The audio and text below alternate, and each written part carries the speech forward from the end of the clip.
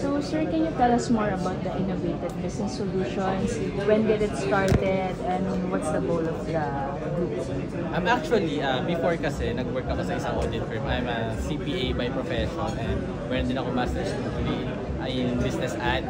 So, before kasi parang sa audit kasi medyo parang I find it boring na parang wala kaming impact masyado since yung mga in-audit kasi namin before is yung mga top corporations, no? So parang nung meron nga kaming Innovative Business Academy na school, no, located in Ortigas Red, nakita namin talaga yung pain points ng mga SMEs. So parang we want to help them. Paano sila pupunta doon sa into larger dun sa large corporation, paano sila magiging large corporation, kasi yun yung parang mahirap yung bridging ng, kasi di ba yung mga top corporations structured sila meron silang kanya-kanyang departments, yung finance team nila basta sobrang structured, and then ito na yung mga SME since nga nag-pandemic, di ba, maraming mga online sellers na talaga namang lumaki talaga yung business nila, 9 digits per month ang kita, di ba, nakita nga natin sila sa mga content nila, di ba, na 9 digits talaga yung mga kinikita nila and 7 digits per day, no? Pero hindi sila nagkaroon ng mga proper corporate structure. Pag hindi ka kasi nagkaroon ng ganun, ng proper system sa company mo, it's either mananakawan ka or worse, magsara yung business mo kasi hindi ka naka-adapt kung paano ito ginagawa ng malalaking corporation. So what do you usually do? More on accounting? Yes. Usually we do internal controls talaga. Para we set up yung kung paano ba pagagandahin yung mga process, paano maglalagay ng mga checkpoints sa mga process. For example, di ba, kunyari magre-renew ka ng lisensya, makikita mo, di ba, iba yung nagbibigay sa iyo ng assessment, iba yung saan ka magbabayad, iba yung mag-claim nung lisensya. Parang ganun. That's how business works. So, dapat separate talaga yung may mga duties na bawal mong pagsama-samahin. And then, nakakalungkot kasi sa pagdating sa mga SMNEs, no, yung mga small medium enterprises natin is may mga processes sila na isang tao lang yung nag-handle, which is dapat hindi. Kasi doon nagkakaroon ng fraud talaga. Hindi man tayo nagbibintang pero malaki yung risk kapag gano'n. Malaki rin yung risk ng maling recording and like so on. So basically, ano ba talaga yung nature ng institution nyo? Parang we do talaga develop yung mga processes ng mga SMEs. Tailor-made for that specific Yes, tailor-made kung paano. Usually, gagawin namin, intindihin muna namin yung business nila through walkthrough. Mag-i-interview kami sa mga top yung mga heads nila per department, or kung wala man, isa-set up namin kung yung department nila kung paano siya nag-work sa mga malalaking corporations. Kung ano yung industry standard per process. I understand na nakaka-launch lang, pero currently, may mga companies ba under your portfolio? Yes, actually marami na rin. Actually, nandito yung mga iba sa mga clients namin. No? Around 10 plus na sila. Yes. Yes, onboarded client namin sila. So, yun, ina-help namin sila para mas streamline talaga yung mga processes nila. And syempre, for example, yun, manufacturing, no? Alam mo naman natin na marami diyang wastage, spoilage, yung mga gano'n. Kailangan talaga maiwasan natin yun sa mga ganong industry. Mga green belt projects. Yes, yung mga gano'n. Inaayos namin talaga yung nila, yung mga processes nila. Sino pa, aside from sino pa yung clients na you can mention?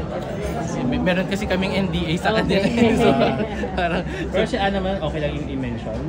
Parang pumayag naman siya kasi andyan siya. Oo, meron po kasi mga NDA sa... So how long does it usually take? I mean, from onboarding all the way to developing? Usually, we do it 6 months talaga to 1 year. So hanggang sa kung paano nila i-audit, no? Parang yung mag-start kami, for example, sa interview, ayun yung phase 1 namin, yung walkthrough, understanding the business, the processes, and then yung phase 2 namin is doon kami magde-develop ng mga processes nila, and syempre kung titignan namin yung all process nila, kung ano ba, align ba sa industry standard, doon namin siya ginagawa, phase 2. So parang yung phase 1 is around 1 month, phase 2 is around 2 months, and then yung phase 3, ayun na yung implementation na, and audit. No, tinututuruan din namin sila, syempre, pag wala na kami, gagawa rin kami ng audit design na yung audit plan na iiwan namin doon sa mga sa mga tao nila sa companies para alam nila paano i-audit yung mga ginawa namin. So hindi namin sila lang iiwan basta-basta sa area. So basically you're in for you're in for a long haul kasi Yes. 6 months to 1 year. Yeah, 6 months to 1 year talaga siya. Relationship with your client. Yes, correct. And then after that, meron yung iba kasi nagpapa-value na rin sila sa amin ng company. So we do also valuation ng company. Are you also using AI in your product of AI, artificial Yes, intelligence? syempre naman. No? Napapanahon ng AI ngayon. Kapag ang business mo hindi ka gumagamit ng AI like ChatGPT or sa mga graphics natin, lahat actually ngayon meron na talagang tulong ng AI. No? So tinuturuan din namin sila noon kung paano nila ma-incorporate yung AI sa mga processes and businesses. Can you share some kahit konting success story from your company? Actually, yung mga companies namin, isa sa yung medyo kilala is yung Zion Philippines. Isa sa company. Yes, yung massage chair yun. Yung massage yeah, chair. Our brand ambassador, si Hart and si Catherine Bernardo. And dati si Small Laude. Yun yung mga What did you do sa company? How did you help them? Actually, yun talaga, yun, ay own namin yung company na yun. So, kami ni wife, yung founder din nun, yung Zion Philippines.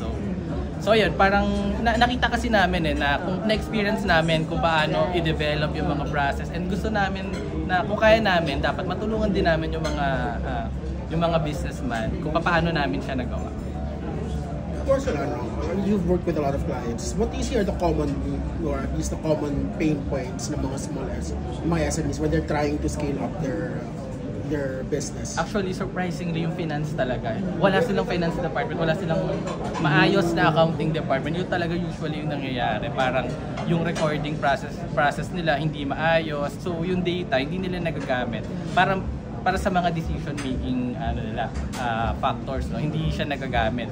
Like, for example, yung client, saan ba ito galing? Anong platform ba ito? Usually, wala silang gano'n na mga data na magagamit mo sana kapag magde-decide ka. Yun usually talaga. So may mga focus kayong industry or lahat ng business? Lahat po. So kaya we have many consultants then from different industries. Meron tayong engineer, meron tayong doktor, meron tayong mga accountants. So pinagsama-sama talaga namin yung mga pinakamagagaling. Kayong current na clientele nyo, anong mga industry most? Meron kaming manufacturing. No, meron din kami yun sa mga drinks. Meron din kami sa aesthetics. Meron ano pa ba? Ayun, hindi ko na maalala yung ibang industry nila. Pero iba-iba na industry yung hawak natin. So you started the company when? Actually, last year lang. Last year. Oh, yeah, last year lang. Between what month? I think lang siya, September 2020. So Very new lang talaga siya. What's the goal? What's the vision from Syempre, starting to ang be goal talaga namin dito, syempre yung SMEs kasi kapag sila yung nag-grow, malaki yung impact nila sa economy ng Philippines. Since sila nga yung 99% ng mga registered businesses natin, di ba? Nandun sa sector na yun. So kung may empower natin sila, na wag sila mag-fail. Since yung mortality rate, di ba, nakita natin na sa first year, 20% natatanggal, and then yung pumapasok sa fifth year, 50% na lang. So, parang gusto namin talaga na ma-lessen yung mortality rate ng mga business through sustainability processes. You mentioned something about company valuation. Yeah. Sorry, hindi kasi ako familiar sa ganun. So, what is it for? Parang yung mga companies kasi, di ba, kung hindi ka kasi listed sa stock exchange, you don't know the value of your company. So, parang when you do valuation, hindi ka lang naman magba-value based on assets, no? So meron tayong iba't ibang valuation techniques na ginagamit, minsan sa sales, minsan sa income. So minsan din may review ng related companies sa'yo. So yun yung inano namin yun, tinitignan namin kung ano yung applicable valuation technique para sa company mo, and then gagawa namin yun ng analysis and why ayun yung value mo. So makita mo talaga kung magkano ba talaga yung company mo. So when you sell your company, hindi ka ma-undervalue. Or syempre dito kami na para makuha mo yung tamang value sa company mo. And it can also be used pag yes, kasi di ba usually yung mga SMEs ina-acquire sila ng ina-acquire sila ng malalaking corporation Di ba like Mang Inasal ina-acquire ng Jollibee, si Potato Corner ina-acquire ng Shakey's. Di ba like yung mga ganong instances ba. So kami yung society client na masisiguro din nila na tama yung pag-value nung companies na yun.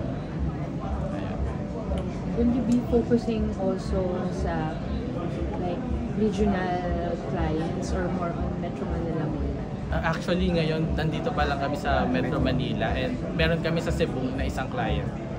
So, ayun pala po yung sa focus namin. You have a target for this year. How many clients are you getting? Have you set a target? Mas marami, mas maganda. Siyempre, mas marami tayong natutulungan ng mga businesses para siyempre mas maging sustainable sila and mas lumaki sila. Could you give us parang rough estimate of